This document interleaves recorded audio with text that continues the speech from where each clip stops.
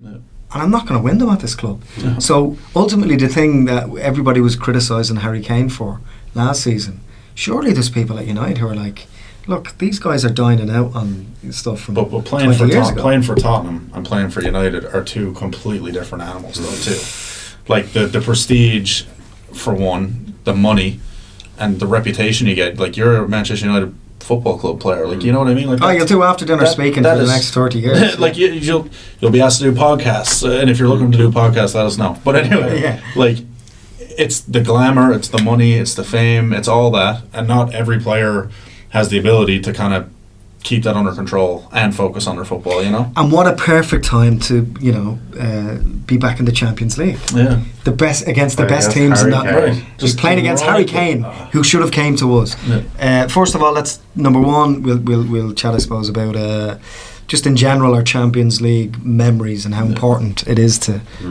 Man United supporters. For me, the season always feels as if it's not a real season unless we're in the Champions League. Like when I'm watching Champions League football and United are not in it, I get very upset by the Champions League thing. Yeah.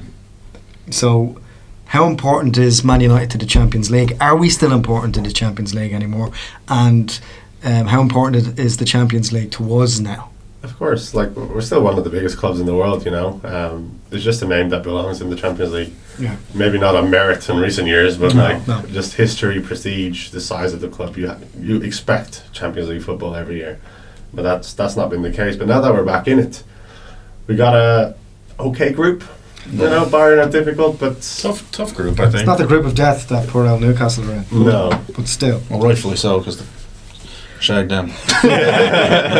He can curse, fuck them.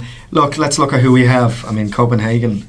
See, this is the thing. I would have said that's a handy couple of points, 6 points home and away. Yeah. But when you throw the equation of the, it becomes a blood sport thing with Hoyland and his family. With the rooters. Yeah. It's not as clean cut as you might think. And let's be completely honest.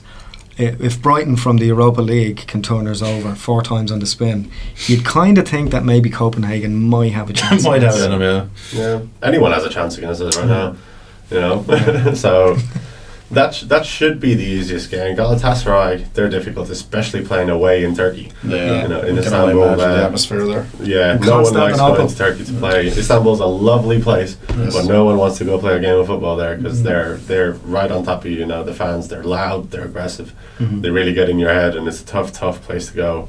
And there's some good players. We were having a look at their squad. They've got Wilfried Zaha out there, and Dries Mertens, and a few good players, and Icardi as well. Icardi, yeah. They got a good they're good up top, so we should be fucked. Yeah. I will say this: we don't do well against shithousing in the last 5 years. Yeah. Like if we go up against a team, it doesn't even matter if we're technically better than them.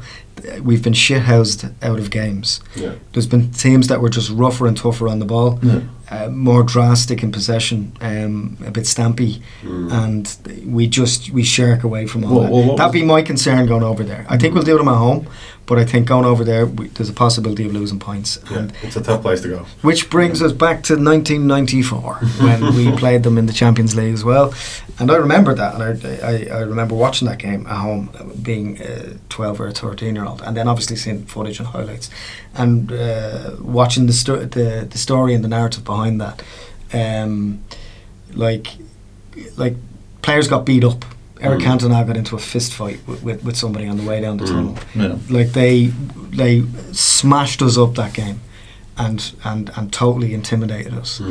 If there's more of that in the away leg against Galatasaray, are we in a how should United as a team? Because that's exactly what they're going to do. They're going to get the crowd up against us, all for it. and they're going to kick the fuck out of us. We do what we always do: crumble. We'll, as a team, we do crumble. But if there's the one thing that I do like about this current United squad, they haven't shown it this year, but they had it in them last year when people were getting in their faces. People weren't backing down from that. Now, one of those main players was Anthony, because everybody thought he was shit and hated him, so he was the main kind of. He was almost. Talking about scapegoats, like for other teams. That was me signed because of Anthony, no, from what you were saying. No, I wasn't reacting to you. No, but like people would go at Anthony like on the pitch, yeah, and that kind of brought the team together to be like, that's one of us. You know what I mean? Like if anybody started on you or you, like I'm going to be in there. Lisandro Martinez charging 50 yards down the field. 100%. So if we see some of that against Istanbul, like I personally would like to see that because it shows that they care and it shows that they're together. You know? Yeah, what it might do is maybe we need someone to kick us around, to snap us out of this. We need a fight. This funk. We need a fight. We need them to get their frustration out. Just everybody, 1-on-1, 11v11, just fist fight. Just be a much more physical game where we realise that we need to snap out of whatever lethargy we're experiencing right now. Look, we know as fans, as fans, we know that there's a lot of stuff going on behind the scenes. And look, we're human beings that earn money, and we know that the financial ramifications of the club being sold and not sold, and whether or not you're going to survive that, and all that shit plays on players' minds. Of course it does. But you have to focus. I think the problem maybe in the club, particularly with some of the players, might be in and around the idea of neurodiversity, that they're easily distracted. No. They're not concentrating on the football.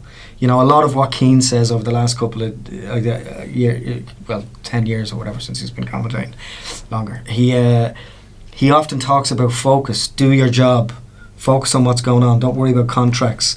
Don't worry about all that. Don't worry about the distractions of the game. Are we, because we're the biggest club in the world, the biggest example of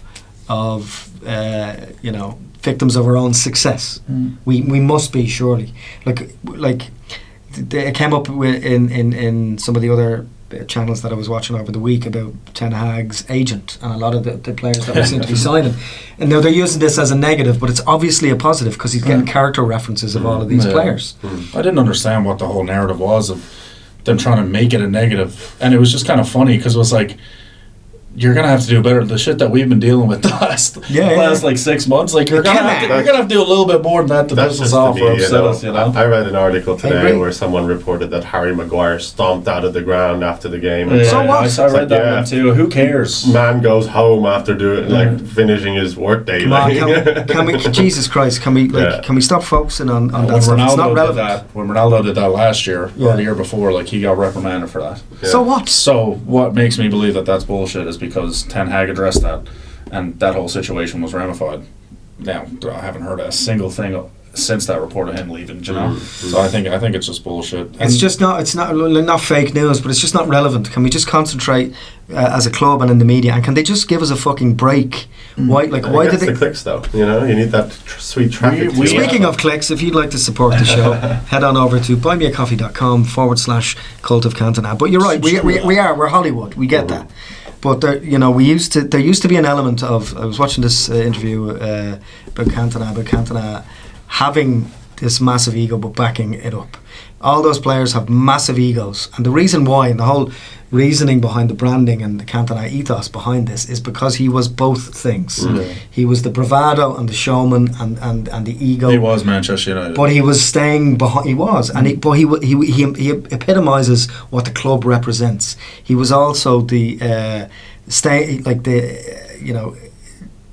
completely focused professionalism and respect and decency, and fight, and sometimes being out of order, but also apologise, having the courage of his convictions and the character to be able to apologise. All of that is part of all the Manchester United ethos, as well as towards the end of his career as well. He was a figure, he was a figurehead, and he represents the kind of the underdog fighting spirit of what this club is supposed to be about.